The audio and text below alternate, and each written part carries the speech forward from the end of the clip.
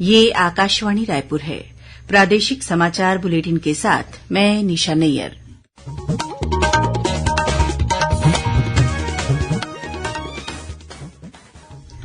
अब पेश है आज की मुख्य समाचार। छत्तीसगढ़ की सभ्यता और संस्कृति पर आधारित लोक पर्व हरेली कल प्रदेश भर में मनाया जाएगा। हरेली के अवसर पर प्रदेश में कल से छत्तीसगढ़िया ओलंपिक की शुरूआत भी हो रही है। छत्तीसगढ़ के राज्यपाल विश्वभूषण हरिचंदन की आत्मकथा पर लिखी गई पुस्तक का आज नई दिल्ली में विमोचन किया गया और प्रदेश के रायपुर, बिलासपुर और दुर्ग संभागों के कुछ जिलों में कल भारी बारिश होने की चेतावनी।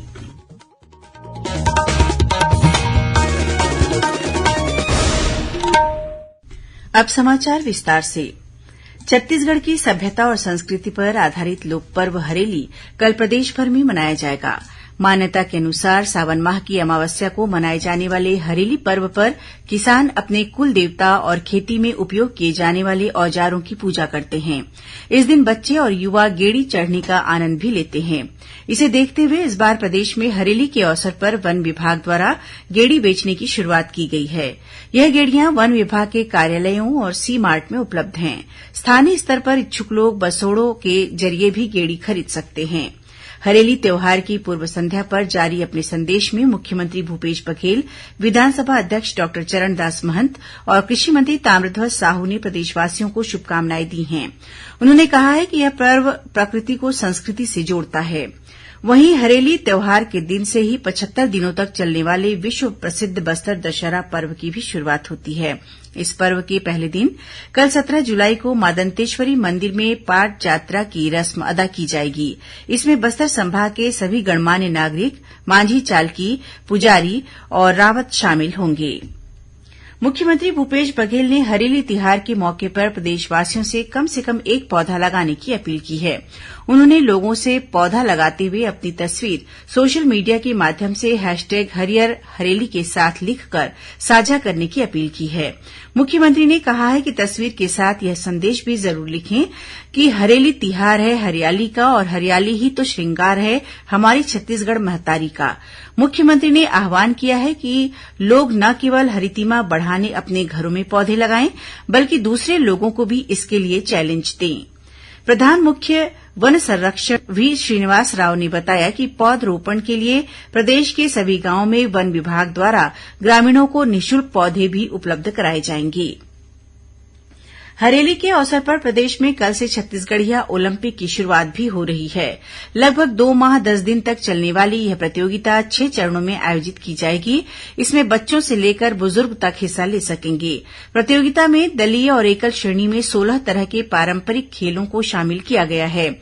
इस बार के ओलंपिक में एकल श्रेणी में रस्सी कूद और कुश्ती को भी जोड़ा गया है। प्रतियोगिता का समापन आगामी 27 सितंबर को होगा।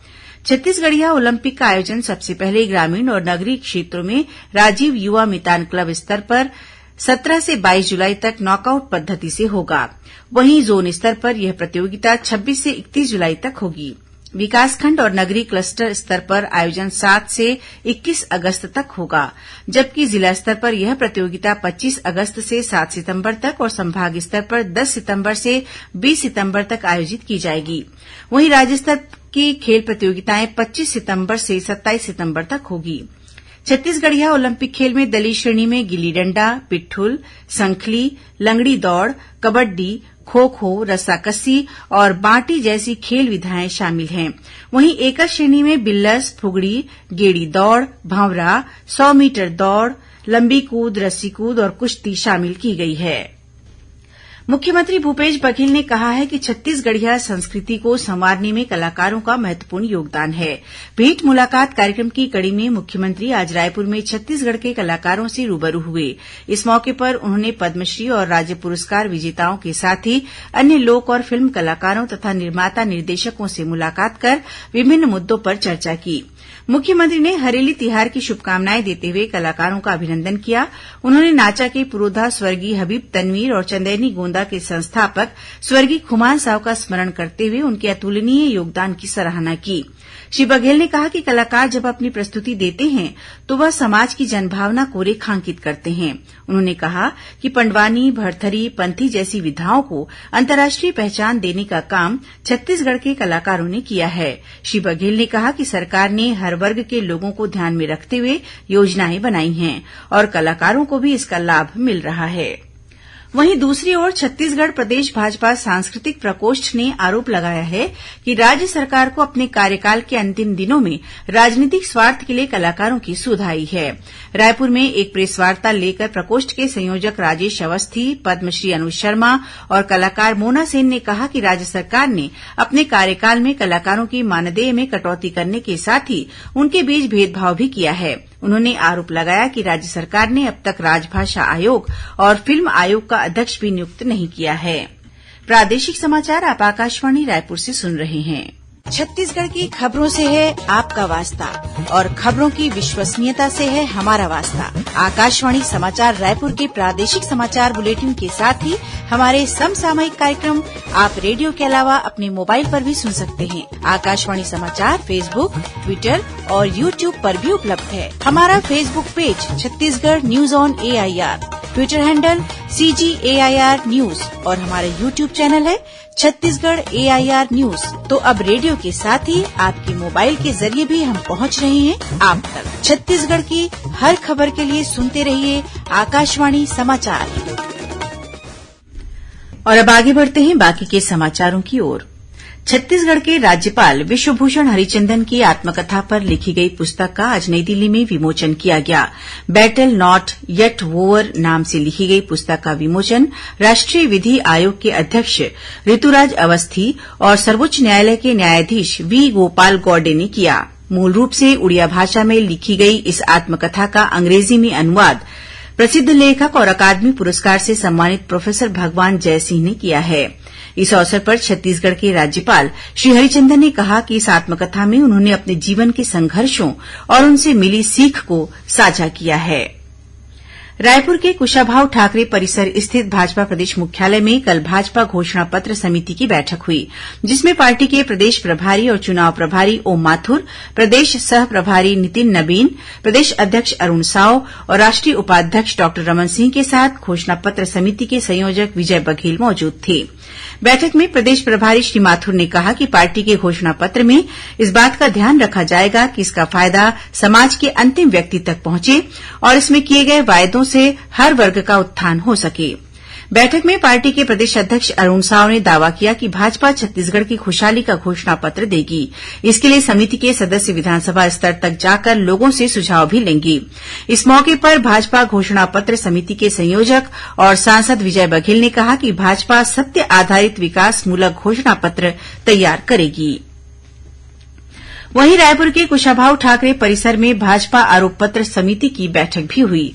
बैठक में भाजपा के प्रदेश अध्यक्ष अरुण साव ने आरोप लगाया कि कांग्रेस की प्रदेश सरकार वादाखिलाफी, भ्रष्टाचार, माफियाराज और नशे को बढ़ावा देने का काम कर रही है। उन्होंने कहा कि ऐसे अनेक मुद्दों को लेकर भाजपा विस्तार से एक आरोप पत्र जारी करेगी। बैठक में भाजपा के मुख्य प्रदेश प्रवक्ता और आरोप पत्र समिति के संयोजक अजय चंद्राकर ने कहा कि प्रदेश की कांग्रेस सरकार अपनी वादाखिलाफी और नाकामियों के कारण लोगों का विश्वास खो चुकी है। श्री चंद्राकर ने कहा कि विधानसभा के आगामी मानसून सत्र में भाजपा विधायक दल द्वारा राज्य सरकार के खिलाफ अविश्वास प्रस्ताव लाया जाएगा। इस बीच प्रदेश में कथित रूप से बढ़ते भ्रष्टाचार और राज्य सरकार की वादाखिलाफी के विरोध में भारतीय जनता पार्टी की ओर से आज कवर्धा में प्रदर्शन किया गया। इस प्रदर्शन में सांसद संतोष पांडेय और पूर्व संसदीय सचिव कोमल जंघेल भी शामिल हुए। मुख्यमंत्री भूपेश बघेल ने सोशल मीडिया क्रिएटर्स से अपील की है कि वे छत्तीसगढ़िया संस्कृति को बढ़ावा दें। मुख्यमंत्री कल राजधानी रायपुर में कका मीट क्रिएटर्स नाम से आयोजित कार्यक्रम में प्रदेश भर से आए सोशल मीडिया क्रिएटर्स से रूबरू हुए। इस दौरान सोशल मीडिया क्रिएटर्स ने मुख्यमंत्री से कई रोचक सवाल भी पूछे और मुख्यमंत्री ने अपने अंदाज में उनके जवाब भी दिए। चर्चा करते हुए मुख्यमंत्री ने कहा कि सोशल मीडिया बहुत बड़ा मंच है और इसकी भूमिका रचनात्मक होनी चाहिए। प्रदेश के शैक्षणिक संस्थानों में सड़क सुरक्षा के नियमों का पालन सुनिश्चित कराने के लिए सभी जिला कलेक्टरों और पुलिस अधीक्षकों को निर्देश दिए गए हैं। स्कूल शिक्षा विभाग द्वारा इस संबंध में जारी पत्र में कहा गया है कि स्कूली विद्यार्थियों को दुर्घटना से बचाने के लिए जरूरी कदम उठाए जाएं। पत्र में कहा गया है कि विशेषकर शहरों में मोपेड, दोपहिया वाहन, auto rickshaw, taxi, mini bus जैसे वाहनों में ओवरलोड होकर स्कूली विद्यार्थियों की आवाजाही हो रही है। इसका मुख्य कारण शैक्षणिक संस्थानों, वाहन मालिकों, चालकों, पालकों और खुद विद्यार्थियों द्वारा सड़क सुरक्षा और यातायात के नियमों का पालन नहीं किया जाना है। ऐसी गलतियां स्कूली विद्यार्थियों के लिए जानलेवा साबित हो रही हैं। पत्र में कहा गया है कि शहरी और नगरीय इलाकों में स्कूली विद्यार्थियों को दुर्घटना से बचाने के लिए संयुक्त प्रयासों से एक रणनीति बनाकर उसका कड़ाई से पालन सुनिश्चित किया जाए। और अब पेश है मौसम का हाल। प्रदेश में इस समय मानसून पूरी तरह से सक्रिय है। कल राज्य के बिलासपुर, रायपुर और दुर्ग संभाग में कुछ स्थानों पर भारी वर्षा होने की चेतावनी दी गई है। वहीं अधिकांश स्थानों पर हल्की से मध्यम वर्षा होने या गरज चमक के साथ छींटे पड़ने की संभावना है। मौसम विभाग के अनुसार एक निम्न दाब का क्षेत्र ओडिशा, पश्चिम बंगाल और झारखंड के ऊपर स्थित है। इसके साथ ऊपरी हवा का एक चक्रीय चक्रवात भी विस्तारित है। इसके प्रभाव से प्रदेश में एक बार फिर मानसून की गतिविधियां बढ़ गई हैं। आज भी राजधानी रायपुर में आसमान में बादल छाए रहे और दोपहर बाद हल्की बूंदाबांदी भी हुई। अंत में मुख्य समाचार एक बार फिर।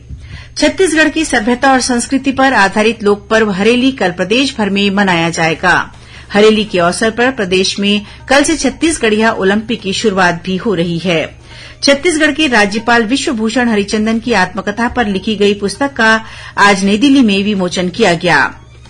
और प्रदेश के रायपुर, बिलासपुर और दुर्ग संभागों के कुछ जिलों में कल भारी वर्षा होने की चेतावनी। इसी के साथ प्रादेशिक समाचार बुलेटिन समाप्त हुआ। नमस्कार।